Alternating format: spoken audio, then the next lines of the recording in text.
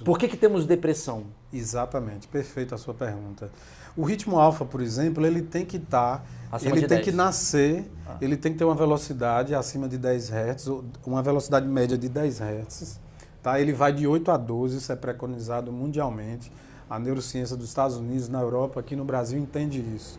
Que essa faixa de frequência, ela é um ritmo alfa. Tá? Ela precisa nascer nessa região daqui de trás, chamamos região occipital, mas aqui na nuca, né, para que todo mundo possa entender. E não é interessante, por exemplo, que o alfa ele tem uma presença predominante sobre as outras atividades elétricas aqui no meio da cabeça e muito menos na região pré-frontal. O alfa é uma força, é um tratorzão muito forte, porém ele é lento. Ele starta tudo no cérebro, é o motor que liga e dá início a tudo, perfeito.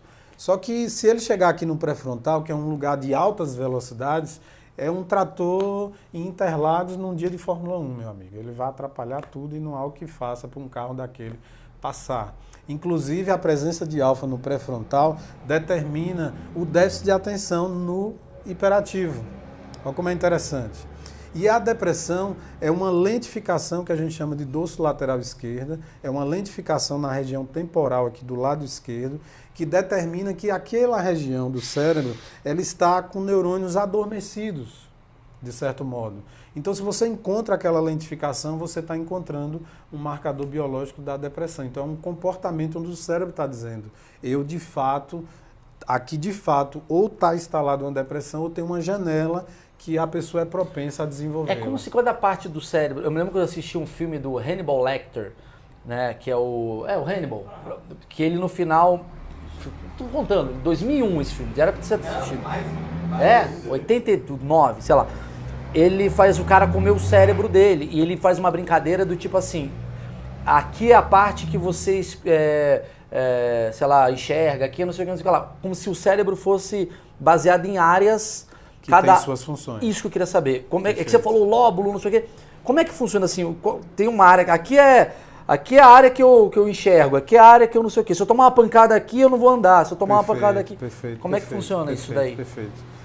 De fato, o sujeito que descobriu isso, ele chama-se Brodmann. Então, em homenagem a ele, a gente chama essas áreas de áreas de Brodmann. Essas áreas, elas têm funções específicas. E outra coisa bem importante é que quando a gente tem uma função cerebral e de predomínio, por exemplo, de um lado do corpo, ela está sendo comandada pelo lado oposto. A gente chama essa lógica de espelho. Então, quando nós tomamos uma pancada aqui, que é a região sensório-motora responsável pelos movimentos, paralisa esse lado. Então, se tomamos uma pancada aqui, paralisa esse lado. A doença mais comum nesse processo é o derrame, que é o acidente vascular cerebral.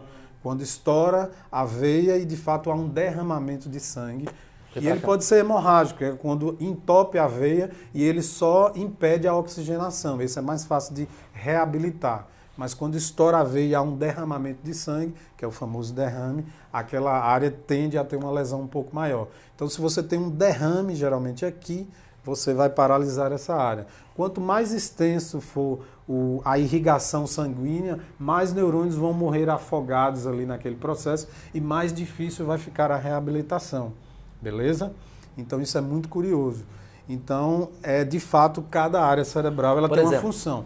Daqui para trás, olha que outra curiosidade bem interessante. Daqui para trás, os primatas têm um cérebro exatamente igual ao do humano. A grande eficiência, a grande evolução da espécie Homo sapiens está aqui na frente, que é o lobo pré-frontal. Porque aqui a gente tem a elaboração de juízo de valor, de atenção, de formação de juízo.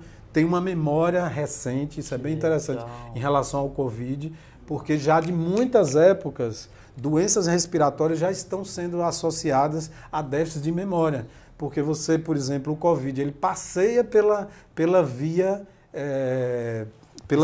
respiratória, pela estrutura neuronal respiratória, e ele vai subindo, e a região responsável por olfato e paladar está muito próxima na região de memória de curto prazo, a memória operacional, onde deixei meu celular, minha chave e tal. Então, as pessoas que tiveram, isso é uma pesquisa que acabou de sair, de uma universidade bem bacana colocando isso. Então, se você tem Covid e perdeu olfato e paladar, você tende a ter uma necessidade de reabilitar de forma cerebral a questão do déficit de memória de curto prazo, beleza?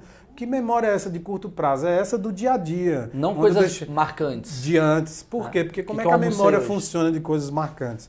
Você tem uma espécie de pasta temporária que você vivencia tudo ao longo do dia. Quando você tem um sono de qualidade e mergulha num sono profundo, o seu cérebro começa a trabalhar para fazer a limpeza. Pô, Maurício tá aqui com o Braulino conversando, teve alguns temas que foi muito mais interessante do ponto de vista emocional para Maurício. Então ele vai gravar aquilo e jogar na memória de longo prazo. O resto que não tiver importância emocional, deleta tudo. É como se fosse um computador. Eu jogo aqui pasta, eu vou falar de uma forma bem burra para eu entender. Faz um backup. Um backup. É tipo assim, nossa, que legal. Tô cagando pro sapato que você tá usando. Não me importo, mas eu peguei uma coisa. Ixi, cara, ele falou um negócio legal. Eu jogo aqui, isso daqui vai pra cá. Isso daqui apaga. Exatamente. Isso daqui então é a parte que apaga. Isso daqui seria isso daqui mais ou menos. Aqui o backup tá aqui. E aqui tá a parte. A memória de longo prazo ela é muito complexa, né? Então ela envolve uma circuitaria cerebral. Então não dá para dizer que ela está em um ponto específico como a memória de curto prazo. Mas basicamente é isso. Você absorve as coisas ao longo do dia e à noite tem um sono de qualidade, por isso que é importante ter um sono de qualidade. Por exemplo, concurseiros, a pessoa que está no pré-vestibular, quer passar num vestibular muito difícil, me procura. Primeira coisa, você tem que dormir, não vai estudar, queimar sua noite de sono para você estudar. Porque tudo que você estudou ao longo do dia, se você não dormir, não vai gravar, vai jogar tudo fora, você não vai aprender. Então a melhor forma de você passar é dormindo. É a dica aí, fica a dica aí. Dormindo, de certa forma.